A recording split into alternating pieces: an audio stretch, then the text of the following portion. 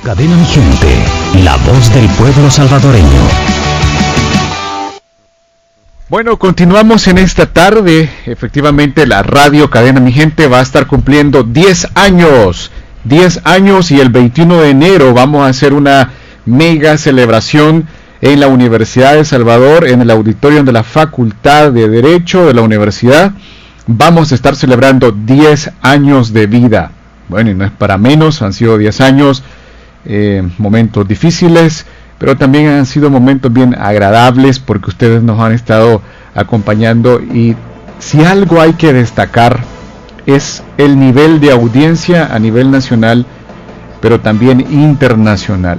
Ya se lo hemos dicho en varias ocasiones, este es el único medio de El Salvador que tiene una audiencia increíble en el exterior. No hay otro medio de comunicación, ni siquiera una corporación de El Salvador, que tenga una gran cantidad de oyentes en el exterior como lo tiene Radio Cadena Mi Gente, y eso está totalmente comprobado.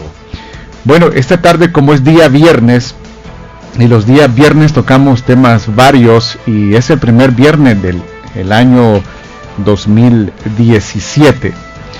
Esta tarde hemos tomado un espacio para hablar con uno de los médicos, aunque sé por qué él es humilde, no lo acepta, pero mucha gente lo reconoce. Él es uno de los mejores neurocirujanos de El Salvador, el doctor César Oscar Llanes Guandique.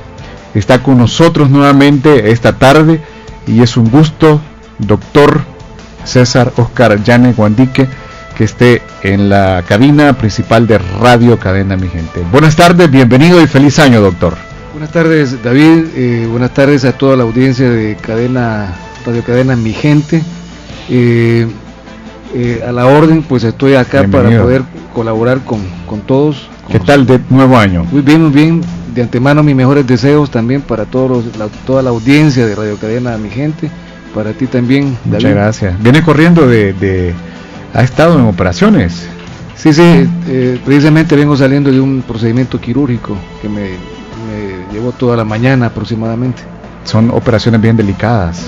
Bueno, son cirugías para patología neurológica, ¿verdad? Sí. Así que, pero aquí estamos. Operaciones que duran horas, doctor. Sí, o sea, 2, 3 horas, 4 horas inclusive, ¿verdad? Celulares apagados. Una concentración, me imagino. Por supuesto, así es, tiene que haber serenidad y buen tino para... ¿Cuál ha sido la operación que más tiempo ha tardado en realizar? Bueno, las cirugías de base de cráneo, por ejemplo.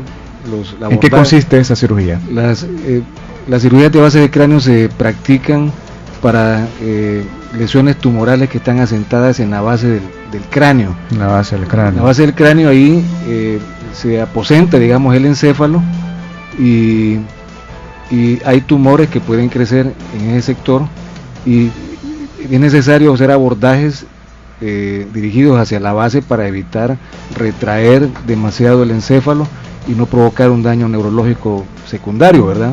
Sí. Más del que ya ha provocado la misma lesión. ¿Y por qué es tan difícil esta operación? Lo que pasa es que generalmente la vasculatura, los vasos de alto flujo que irrigan al encéfalo están precisamente en la base del cráneo. Ajá. Entonces es necesario conocer a ciencia cierta la anatomía microquirúrgica de ese sector para poder accesar sin provocar ningún tipo de lesión o accidente que pueda representar pues algo catastrófico para el mismo paciente, para el paciente. En algunos de los casos puede ser inclusive mortal, pues. De hecho, los tumores que nacen o crecen en este sector pueden deformar la anatomía, y ya no encontramos lo que nosotros reconocemos, por ejemplo, en los laboratorios o los anfiteatros de anatomía en las universidades, pues, sino que ya tenemos que lidiar con una región anatómica completamente deformada, pero tridimensionalmente y mentalmente tenemos también que ubicarnos. Obviamente tenemos también ya en los últimos tiempos instrumental, aparatos de imágenes de avanzada, pues, que también nos ayuda a ubicarnos o a posicionarnos a dónde está el tumor, el tamaño del tumor, las relaciones anatómicas que hay con las estructuras aledañas y más que todo también tramos vasculares de alto flujo. En El Salvador, doctor, el índice de salvadoreños que padecen de estos tumores, ¿cuáles son? El problema es que en el pasado, como no había mucho progreso en los estudios de imágenes, entonces estos pacientes a veces morían sin antes llegar a ser tratados, a ser atendidos y diagnosticados. Hoy, con el avance pues de los estudios de imágenes de gabinete, por ejemplo la resonancia magnética nuclear, la medicina nuclear con la tomografía con emisión de positrones, la tractografía, etcétera, eso nos ayuda de alguna manera también a poder diagnosticar con mayor antelación este tipo de patologías y poder tratar al paciente. Afortunadamente, lesiones de la base del cráneo no son tan frecuentes como otro tipo de patologías. Sin embargo, cuando se nos presentan, pues tenemos que afrontar el problema para ayudar al paciente y sacarlo pues con el mínimo de lesiones invalidantes neurológicas. Exactamente. Ahora, el problema de la neurocirugía, doctor, es que no hay mucha educación, no hay mucha prevención, y se da el caso de que la mayoría de personas llegan ya prácticamente en una situación que, digamos, no hay muchas probabilidades de que haya una solución a eso. Eso ha venido cambiando, ha mejorado.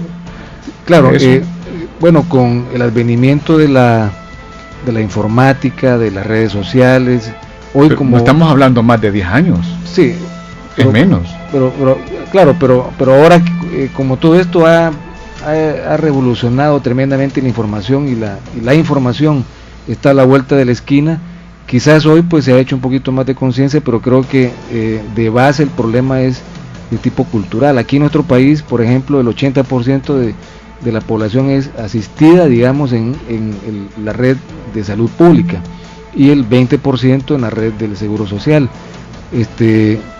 Como ustedes sabrán, y eso no me dejarán mentir los titulares de salud pública, nuestra red salubrista, digamos, adolece de muchos insumos, instrumental también, equipo, etcétera, y de alguna manera también creo que hay un poquito de debilidad en el aspecto de la prevención. Siempre lo mencioné en el programa pasado, es más barato, es más fácil prevenir que curar. Siempre la cura es más cara, pues entonces en muchos de los casos es importante apostarle en primer lugar a la prevención, ¿verdad? Y ahí es donde quizás nuestro ministerio debería de colocar un mayor esfuerzo, de impulsar campañas para prevenir. Ahora, ¿qué es lo que se tiene que prevenir? Pero antes que conteste eso, tal vez para los que quizás nos escuchan por primera vez o no estamos muy al tanto de la neurocirugía, ¿qué es la neurocirugía? Así, a grosso modo, ya anteriormente usted nos lo había explicado, pero para que los que quizás no están o no tienen mucho conocimiento sobre esto se pongan a tono con nosotros. Claro, la neurocirugía es la rama de la medicina y específicamente de la cirugía que trata por la vía quirúrgica las enfermedades de origen neurológico, entendiendo como estas, por ejemplo, los traumatismos cráneoencefálicos severos, los tumores cerebrales, los derrames cerebrales, ya sea infartos cerebrales o hemorragias cerebrales, la hidrocefalia, que es el aumento del líquido cefalorraquídeo en el encéfalo, ¿verdad? Los problemas de tipo vascular, los aneurismas cerebrales, las malformaciones arteriovenosas, los nervios periféricos, las lesiones de nervio periférico, por ejemplo, plexo braquial, plexo lumbosacro, y la patología espinal, los tumores medulares o los problemas de origen discopáticos, la discopatía degenerativa, que es lo más frecuente en esta área también. ¿Qué es eso? La discopatía degenerativa son, digamos, la degeneración de los discos intervertebrales que sostienen al raquis, a una vértebra con otra. Ajá. Por un mal esfuerzo, un traumatismo, la edad, la predisposición genética, etcétera, pueden degenerarse estos discos, provocarse una hernia discal, comprimir una raíz nerviosa del plexo lumbar o lumbosacro y provocar lo que se conoce con el nombre de ciática o lombociática. Es un dolor invalidante, incapacitante para el paciente y si no se trata a tiempo puede dejarle una secuela neurológica que va a limitar su marcha. Prevención. ¿Qué se debe destacar en la prevención en esta rama de la salud? En la rama de la neurocirugía en general. En la rama de la neurocirugía el problema es que, para los tumores cerebrales es difícil porque generalmente los tumores cerebrales son de origen hereditario, genético, y hasta que no se logre, ya se mapeó el genoma humano, ya se está tratando de mapear todas las patologías, y hasta que no se logre manipular el gen, por ejemplo, que va a provocar el tumor, un tumor o una diabetes, por ejemplo, o un linfoma, etcétera, entonces no vamos a poder desde el útero, digamos, poder controlar eso, pues, o inclusive desde antes de la concepción, ¿verdad? Tratando a los padres.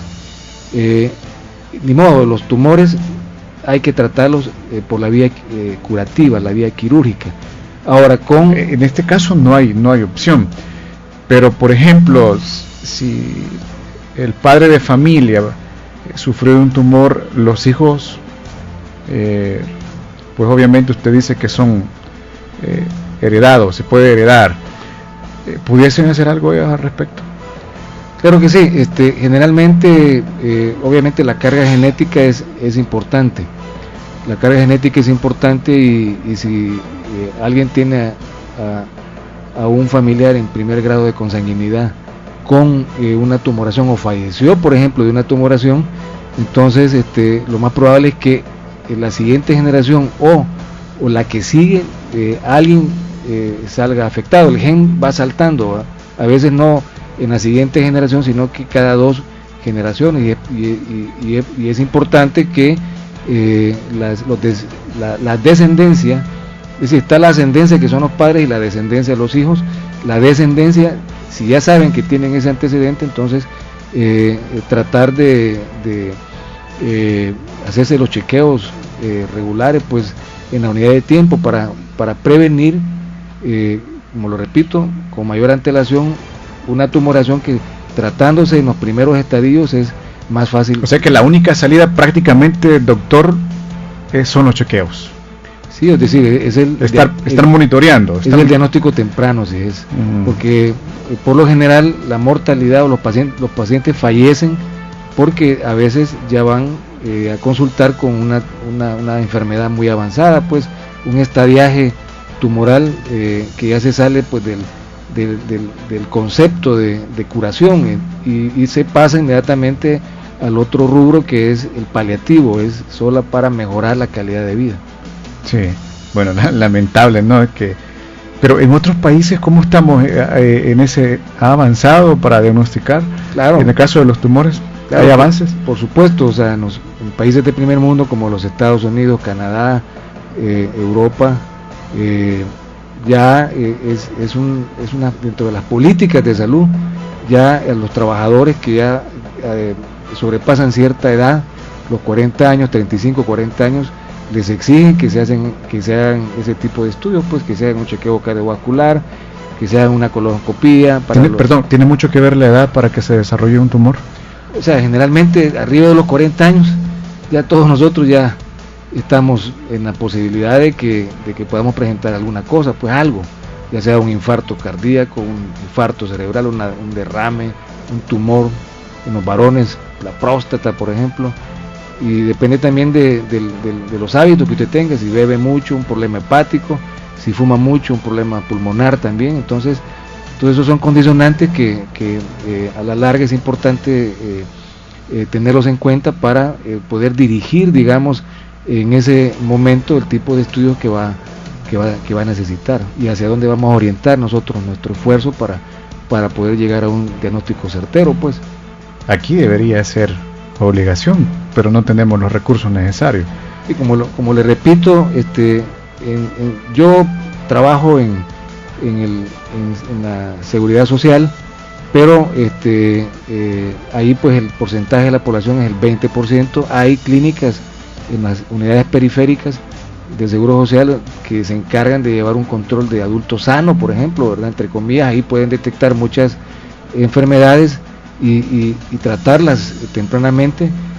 Creo que en el aspecto de salubridad, en salud pública, eso es un poquito más difícil, pues, porque el 80% a veces no da abastecimiento. Usted ve ya el Hospital Rosales, pues un hospital ya casi cayéndose, ya en decadencia, pues no sé si creo que lo van a reconstruir o lo van a trasladar a otro lugar, pero imagínense el hospital insigne del país, que mantiene prácticamente el 80% de la consulta. Es un hospital de referencia, pues debería de ser lo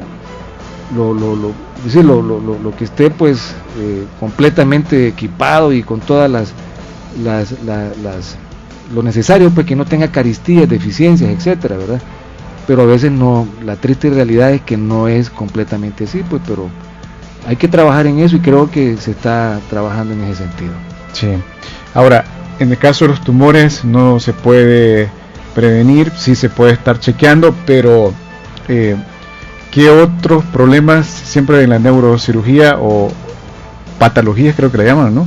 Patologías se puede prevenir. La patología es una enfermedad. Ajá.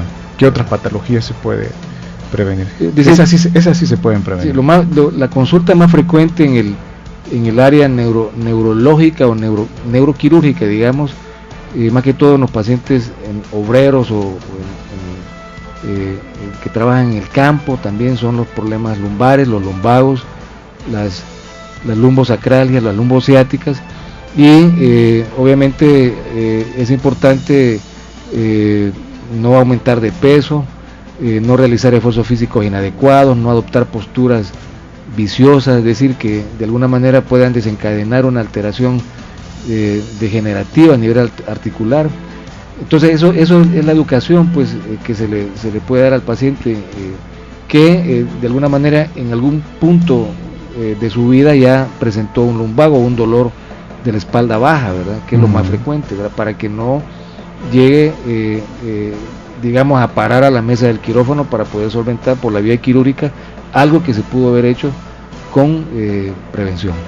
En el caso de los dolores de espalda, que es bien común en mucha gente, ¿qué consejos pudiese dar para evitarlos y que esto no vaya a agudizarse con el tiempo? Sí, por ejemplo, si son pacientes que trabajan en oficina, ¿verdad? En primer lugar, pues mantener un peso cercano al ideal, ¿verdad?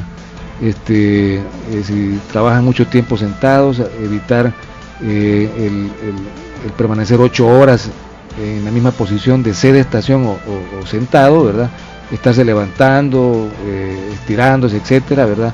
Utilizar una silla ergonómica con un respaldo alto, apoyar siempre la espalda en el respaldar, ¿verdad? Los apoyabrazos, que sea giratoria ergonómica, eso más que todo, ¿verdad? Si es en los obreros, pues no realizar esfuerzos físicos.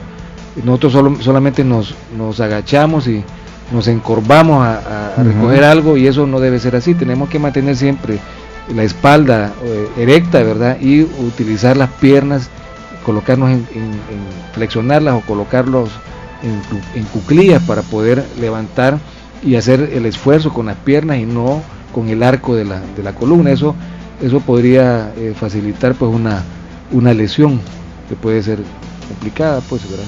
Sí, así es. Y que puede agudizarse, ¿no? Y ya un tratamiento así tan delicado, hasta una persona se puede quedar inmóvil. Entiendo que problemas de la columna vertebral son bien delicados. Claro, también hay enfermedades de origen, por ejemplo en la próstata, ¿verdad? Que pueden diseminarse, si un tumor de próstata, un tumor maligno de próstata que se disemine a hígado, a pulmón o a cerebro, puede también hacerlo al raquis, a la espina, y comprometer los cuerpos vertebrales, invadir el canal raquídeo, que es donde está contenido la médula espinal, y comprimir no solamente los plexos radiculares, sino que también la médula. Y ahí sucede lo que usted acaba de mencionar. Una compresión medular aguda puede favorecer a un cese del ascenso de motricidad de los miembros inferiores, o si es muy alto a nivel cervical, de los 4 miembros. Sí. Doctor, vamos a hacer una pequeña pausa y al regresar me gustaría que nos hablara un poco sobre los avances en la neurocirugía en El Salvador y proyecciones de este nuevo año, pero luego de esta pausa. Moderadores profesionales, conocedores del periodismo sin fronteras, sin censura, tecnología avanzada, porque la AM llega más allá. Radio Cadena Mi Gente, 700 AM. Dígalo usted.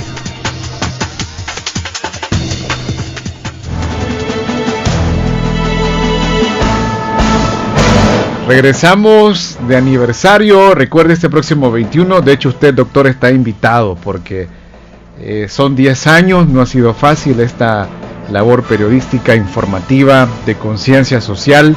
Y tocamos de todos los temas. La salud también nos interesa mucho porque aspiramos a un país mejor y para eso tenemos que tener buena salud, ¿no? Así es que gracias a usted por siempre aceptar nuestras invitaciones. A la orden. El doctor siempre comparte también algunos documentos científicos acerca de estos temas también, y se le agradece. Bueno, quien quiera aprovechar la oportunidad de consultar sobre algún problema de la neurocirugía o alguna patología específica, si usted tiene algún problema o algún familiar o algún pariente tiene alguna dificultad, un problema de tumor, un problema del sistema nervioso central, pues llame. Con todo gusto aquí el doctor le podrá orientar si usted tiene alguna pregunta, comentario, si desea alguna especie de orientación sobre estos problemas complejos, puede activar nuestros teléfonos. Se los voy a recordar mientras nosotros seguimos hablando aquí con el doctor. 2298-9500, 2223-0201, para que usted pueda comunicarse. Nuestra aplicación de WhatsApp también está disponible, 7344-3266. Cualquier pregunta vía texto también puede hacerla a través de nuestra aplicación de WhatsApp, y también nuestra línea internacional que está habilitada. Buenas tardes, adelante, le escuchamos. Buenas tardes, de San Miguel. Quiero decirle al doctor que yo padezco de los nervios, y ahorita las enfermedades que me han aparecido son de los nervios.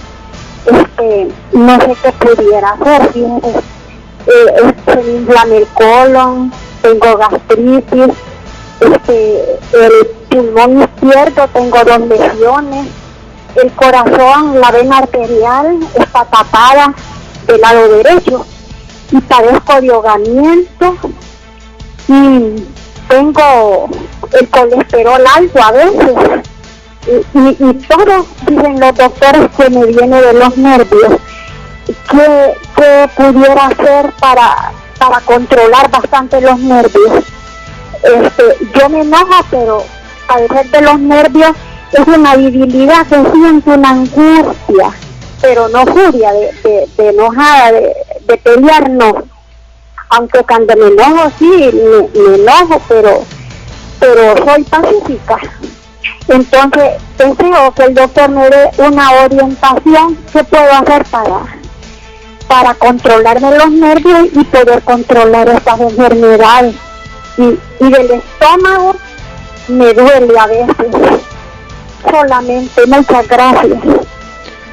Sí, gracias por llamar. Obviamente dijo varias cosas. Con todo lo que me acaba de explicar la pacientita, creo que el problema se enmarca en una patología que se conoce con el nombre de síndrome metabólico.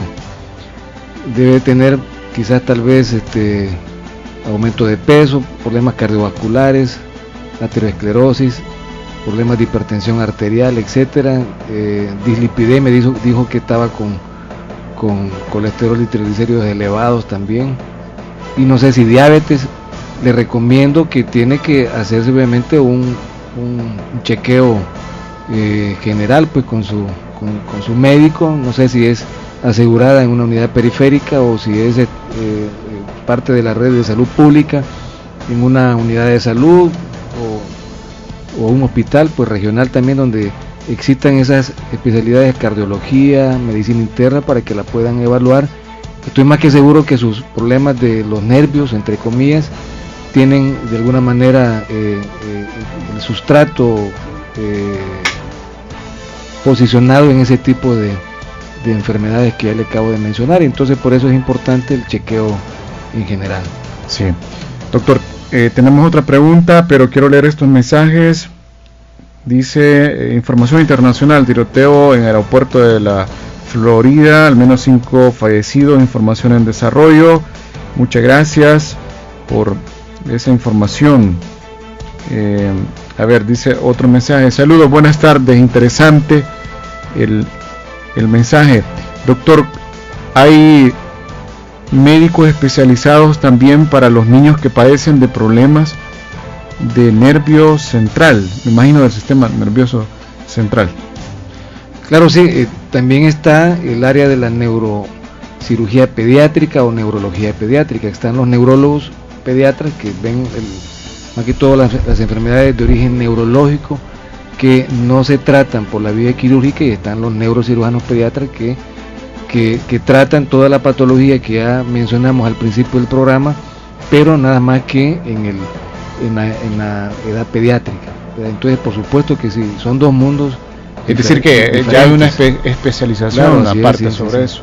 Es decir, yo soy neurocirujano de adultos, ajá, pero también existen los neurocirujanos pediátricos también, ¿verdad? Sí, porque hay niños que padecen de problemas de puede ser la misma patología, el mismo tumor, por ejemplo, pero es distinto el comportamiento o la reacción del organismo del niño, de un pediátrico respecto a alguien geriátrico, es decir, de la tercera o cuarta edad, ¿verdad? Sí. Doctor, mi nombre es Marta. Hace varios años tuve un accidente donde me golpeé la cabeza. Hasta el día de hoy siento de repente un dolor. ¿Será que puedo tener un tumor por este accidente? Sí, bueno, qué interesante. ¿Será que por golpes, un simple golpe que una persona tenga se puede agudizar? Sí, no un simple golpe, obviamente los traumas repetitivos, por ejemplo lo que presentan los boxeadores o los que practican deportes de contacto, ¿verdad?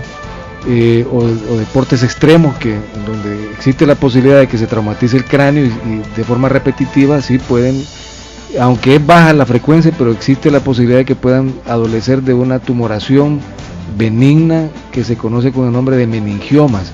Los meningiomas son unos tumores que nacen precisamente de las capas que recubren al cerebro, ¿verdad? Hay 3 capas, está la dura madre, la aracnoides y la pía madre en profundidad, ¿verdad?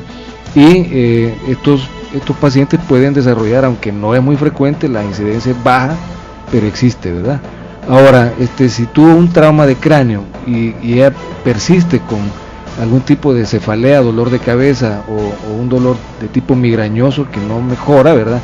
Es probable que, como le digo, la intensidad del trauma haya desarrollado lo que se conoce con el nombre de una contusión cerebral, y las contusiones, que son como moretones, así, como los que nos damos a veces en la piel cuando nos golpeamos, esos moretones pueden provocar ruptura de algunos vasos arteriales o venosos, extravasación de sangre, y ese foco traumatizado puede convertirse del aspecto eléctrico o funcional en un foco epileptógeno que pueda también tener la posibilidad de desarrollar convulsiones o epilepsia. Y a veces las cefaleas es una variante o una variedad de las epilepsias, no solamente es aquella que nosotros comúnmente conocemos por la vox populi o en los libros o inclusive en la Biblia, ¿va? Sí. Que dice que el epiléptico que pierde la conciencia, que saca espuma por la boca, que desvía los ojos, no, ¿verdad? Esa es la la manifestación clínica más severa de una convulsión, pero una convulsión en otras variantes menos complicadas o complejas puede presentar una simple cefalea, una ausencia, por ejemplo. Eso podría también ser. Ok. Vamos a esta llamada. Buenas tardes. Aló. Adelante, le escuchamos. Aló, buenas tardes. Buenas tardes, bienvenido. Está fuera del aire, ¿no? Estamos al aire en ese momento. ¿Hoy? Estamos al aire. Sí, te estoy hablando en la oficina y no conteste, que soy ocupado, me suena el teléfono. Vuelva a intentarlo. ¿De dónde nos llama? ¿De dónde nos llama? De aquí en la Matepeca, hombre, que quiero. Ok, vuelva a intentarlo para que le puedan ayudar, oye. ¿Cómo? Vuelva a intentarlo para que le ayuden. Inténtelo otra vez, llame a la oficina. Otra pregunta, doctor, dice: buenas tardes, gracias por la programación. Hace varios años, el niño de un hermano dice que convulsionó por una temperatura bastante alta. ¿Hay probabilidades de que tenga alguna lesión este niño, pues ha tenido problemas de aprendizaje? Tiene 14 años y va a 4º grado. Sí, estas son las convulsiones de tipo febril, que se consideran entre comillas como benignas, y que precisamente una temperatura elevada, arriba de 40 grados centígrados, incontrolable, podría desarrollar o desencadenar una convulsión. Generalmente estos pacientes en edad pediátrica son tratados hasta por 1 año con anticomiciales o anticonvulsivantes, pero luego, con el paso del tiempo y con el desarrollo del mismo pacientito, en cuanto a crecimiento, pueden desaparecer esas posibilidades, ¿verdad? Es poco probable pero hay repercusión. En el caso de que dice que va 4º, tiene 15 años, hay un retraso. O sea, depende también de el tiempo que permaneció él convulsionando. Pues obviamente una convulsión es una descarga, digamos, eléctrica cerebral, ¿verdad? Desorganizada, y si esto se da en forma repetitiva, puede ir en menoscabo de las funciones mentales superiores. ¿Es cierto que cuando alguna persona convulsiona se mueren algunas neuronas? Claro, o sea, es como una quemada, pues, digamos, en términos coloquiales, ¿verdad? Y sí puede provocar una alteración funcional. Vamos a esta llamada. Buenas tardes. Hola. Hola. Está al aire, adelante. De San Miguel. Quiero preguntarle al doctor que yo tengo 75 años y soy diabético, y me hicieron 2 operaciones en la próstata, pero y me hice examen de columna y me sale desviada como en 2 como en 3 o 5 partes, hasta la colita, como dice. Pero yo lo que le quiero preguntar es que si a causa de eso me duele todo el cuerpo, es un dolor de rodillas, los pies y todo el cuerpo. ¿A causa de la columna será o qué? Ya le voy a contestar al aire hoy. Bueno. Ok. Sí, bueno, no entiendo la relación entre las cirugías prostáticas y el problema de la columna, ¿verdad? Pero sí, si le dijeron que tiene una desviación, me imagino que debe de tener, como ya lo mencioné anteriormente, una discopatía degenerativa lumbar. Y esto, es decir, las articulaciones se van degenerando, se van estrechando y van provocando también una compresión sobre las raíces nerviosas. Y eso de alguna manera también le va a generar no solamente dolores lumbares, sino que dolores irradiados hacia los miembros inferiores. Es importante que consulte con el especialista, con el neurocirujano, que le prescriba estudios de imágenes como radiografías de columna lumbar, o inclusive estudios más profundos como la resonancia magnética nuclear de columna lumbar, para diagnosticar el problema y valorar la posibilidad de manejarla en forma quirúrgica o conservadora, en forma médica nada más. Excelente. Bien, vamos a tratar de leer algunos otros mensajes que nos han llegado.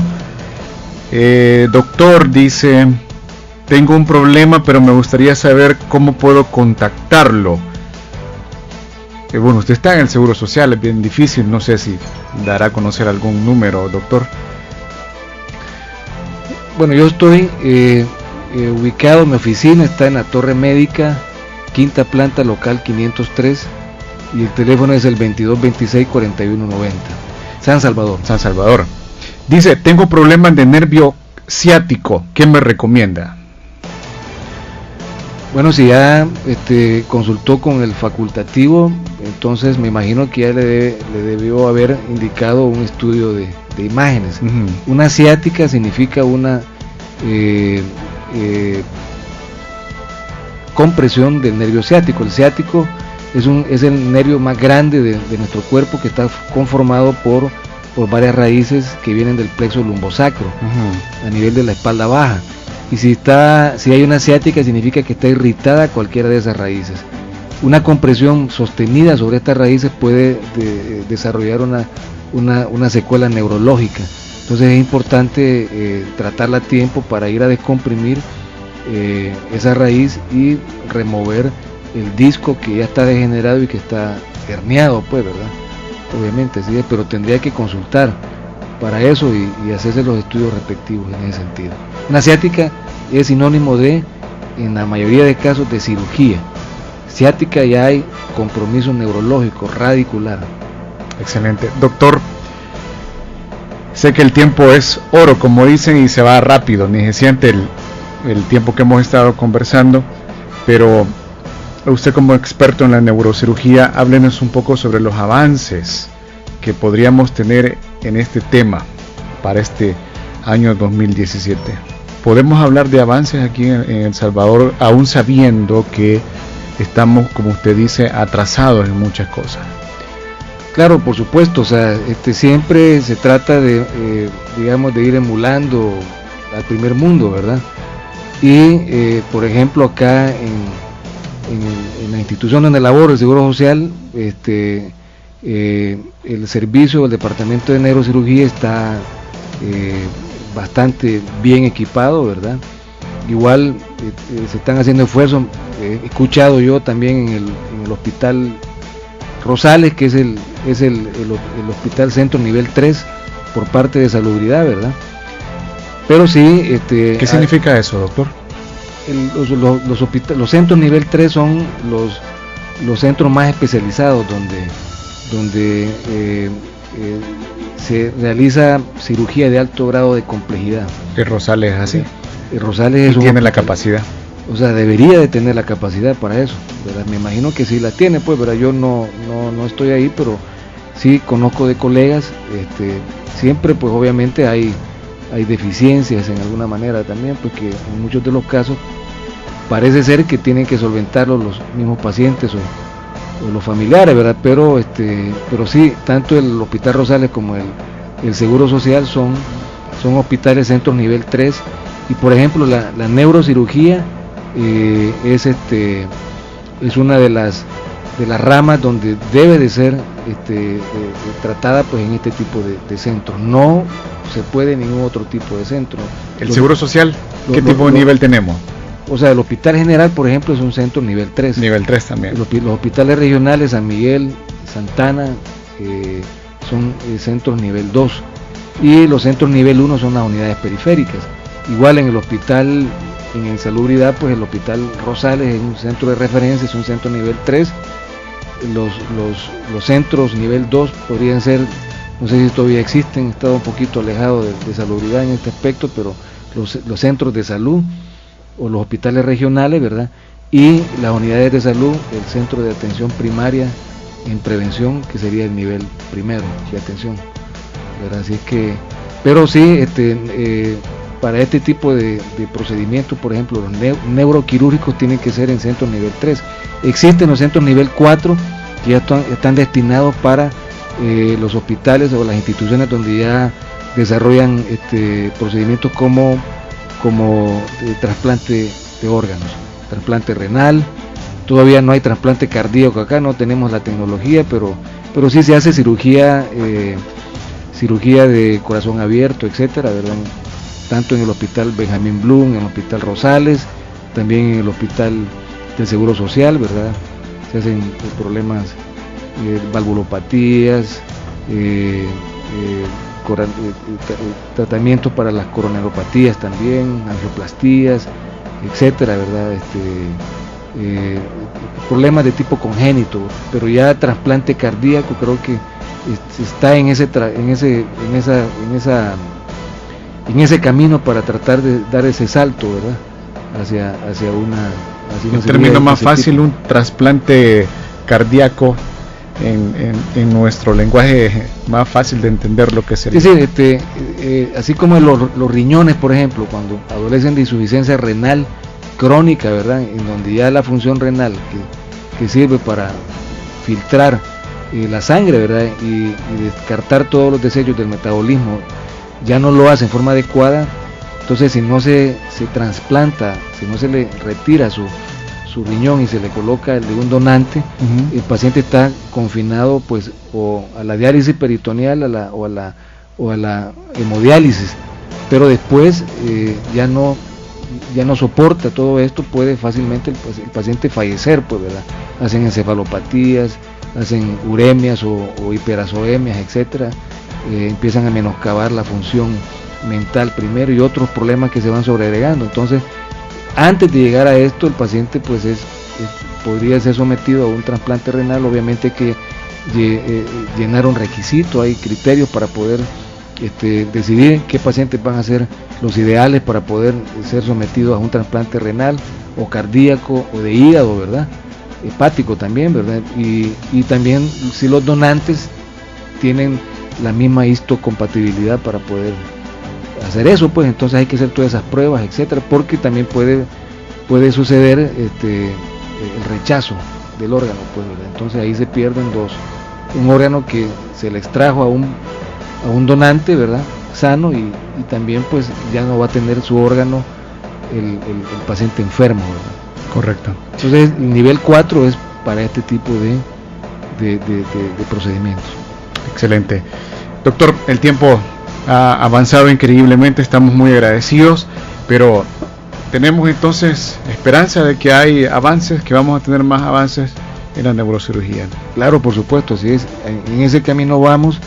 Las escuelas de residentado de neurocirugía están manteniéndose y tratando de instruir a los futuros neurocirujanos, ¿verdad? Obviamente ya no es la misma neurocirugía de hace 30, 40 años, pues se ha dado un gran salto en ese sentido, siempre tratando pues de encontrar o de buscar las mejoras en la calidad de atención para ofrecerlas al paciente, que es lo más importante para nosotros. Excelente, doctor, muchas gracias nuevamente por su visita a nuestra cabina y será en una próxima oportunidad. Gracias a ti, David, saludos de nuevo a la audiencia y a la orden para cualquier tipo de dudas en el futuro. Gracias. Excelente. Vamos a una pausa y regresamos con más de nuestra programación a través de Radio Cadena Mi Gente.